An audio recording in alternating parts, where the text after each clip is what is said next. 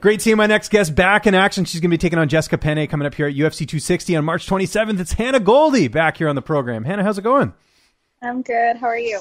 Doing awesome, but I'm not fighting next Saturday. It's been a bit. August 2018 was the last time we saw you in the cage. I think, a lot of people might not know what's been the reason for the layoff. Man, I've been battling just injury after injury. It's, obviously part of the sport. I definitely feel like I was a little bit unlucky with it just happening back to back. I was scheduled to fight a couple times, and every time I really, it was something that I wish that I could push through, but, via doctor recommendation, I had to pull out a couple times. So I have just been really focusing on, injury prevention this fight camp, and, that meant I had to adjust my training a little bit. I'm kind of a psychopath and I tend to overtrain a lot. So that could have led to some of my injuries. But, I really feel the strongest that I've ever felt, and I feel great about my training. I feel great about my camp, and I'm just so excited to perform next Saturday. How tough was it financially when you don't fight that long? I know, you probably don't rely 100% on MMA stuff, but, I'm sure sponsors helped out. Like, how'd you get through that time? Because I know it was tough for everyone. Yeah, I mean, it's crazy too, because COVID happened, and luckily I do have some continuous sponsors, and just I'm pretty good at saving money. Since I had Odin, that's one thing that I've really been trying to do a lot of, because you never know what's going to happen when something unexpected happens. When you're a parent, obviously you need to be able to take care of things. So just between sponsors and side work and saving money, I've been able to make do. Also some changes as well. I saw you got engaged. Congratulations. I did, yeah. My fiance, Vinny, him and I have been together for a couple years now, and he's amazing. So we got engaged on Thanksgiving. So it's been a couple months, and so yeah, that's been new and exciting too. Obviously this past year with COVID and everything, it's just been crazy, but I really think that I was able to spend so much time with my loved ones and my family. And, I think that is one of the positives that I have taken out of this year. And I've really been trying to focus on that. So it's been good. Is it tough to plan a wedding during a pandemic? Or how do you guys have a date yet? So when we first got engaged, I was like, oh my gosh, I could plan this wedding in 6 months. And he's like, whoa, just relax. Weddings cost money.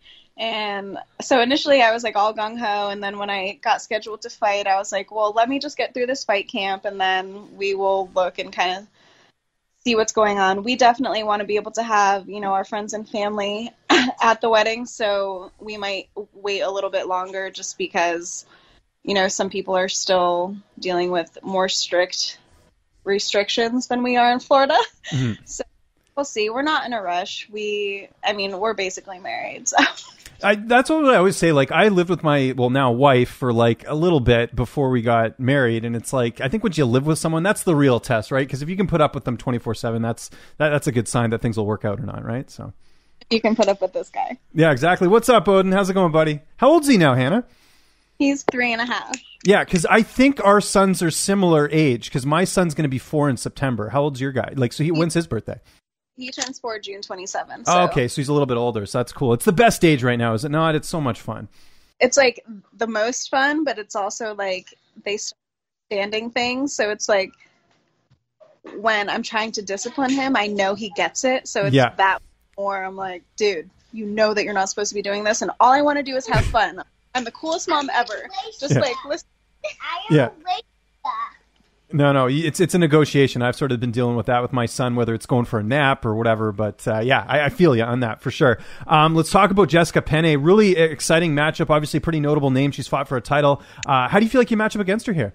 I feel like, it's a good matchup for me. I definitely think, again, like I said, everybody at this level is well-rounded. So I feel the most well-rounded that I've ever been going into this fight. So I feel comfortable everywhere. I'm ready wherever the fight goes. And I think that I've really done everything I can to prepare. And, I think that is what is giving me so much confidence mentally, because I really have I feel extremely prepared, and I just feel like I kind of leveled up in every area. So I'm excited to perform and showcase what I've been working on. Seems like you've had a lot of training partners too. Like, I've been following along on Instagram. I know you've trained a bit with Jillian Robertson. Who have you mainly got to work with for this camp? Yeah, I love training with Jillian, so every chance that she gets to come up has been amazing. We always get great work. Marina Shafir, I've been working with her. She is an amazing at judo. Obviously, my coach is Julian Williams. Mitchell Chamali is always in my corner. He's always been one of my main training partners. And then I've been working with JT Taylor. He is at Technique Boxing. So that's kind of like the main group of people I've been working with. But, man, at Fusion, I just have so many bodies and so many small people and so many different looks. It's just every training session, it's like I see something new. So, like I said, I really just feel really prepared in every area. And, I just feel like I'm just excited. I'm excited for this fight. I'm excited to fight Jessica, but, like, honestly, man, like, I'd fight a gorilla right now. Right. No, for sure. It's been so long. I totally feel you. Because your debut opponent, Miranda Granger, I think, fought 3 times since you last fought. So it just goes to show how long it's been, right? So yeah, it's been a long time. So, and I was thinking about it too. Like, I remember when I fought on Contender, and like, I had heard Dana say something about like me, like just needing to get more experience. And then obviously I ended up getting the call a couple weeks later.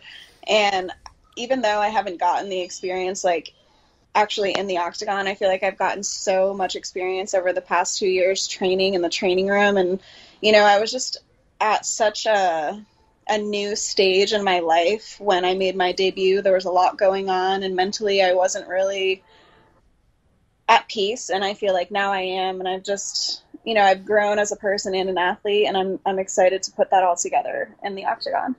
One name you mentioned there, Marina Shafir, I haven't heard about her for a while because I know she was doing MMA, then she went over to pro wrestling, and now I know she became a mom and all that. How's it getting to work with her? And I guess, like, how long have you worked with her? Oh, man, it's amazing. Her and I are very similar, and obviously, like, we vibe on the mom, like, on the mom side. Parenting vibe, yeah. Yeah, just, like, it's funny because whenever we're in the training room together, like, if anybody else is on the mat with us, they're always like, oh, there's the 2 Mack trucks. Like, we're just, like, we're always just going hard. And she always says, she's like, I know what it is when I'm coming in to train with you. She's like, I know what I signed up for. So, like, let's just fucking do it.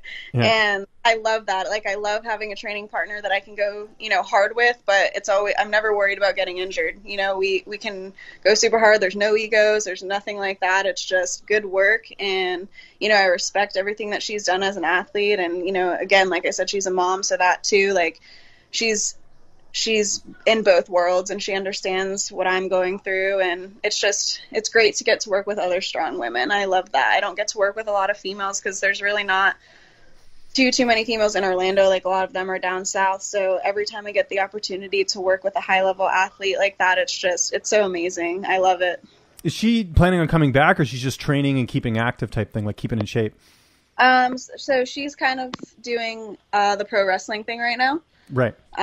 So her and her husband are really focused on that. So I'm not sure, like she's always like, I am getting the itch. I'm getting the itch. So we'll see. We'll see what's in store for her. Okay, that's cool. But I would love to see her take a fight. She's a savage. Who's going to be in your corner for this fight?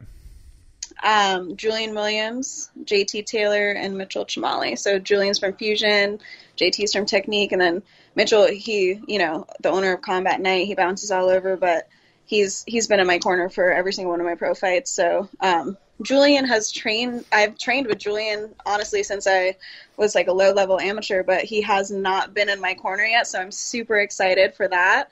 And JT also, I've worked with him on and off over, the past couple years, but we really got to dial in this camp, so I'm super excited for my corner team for this fight as well.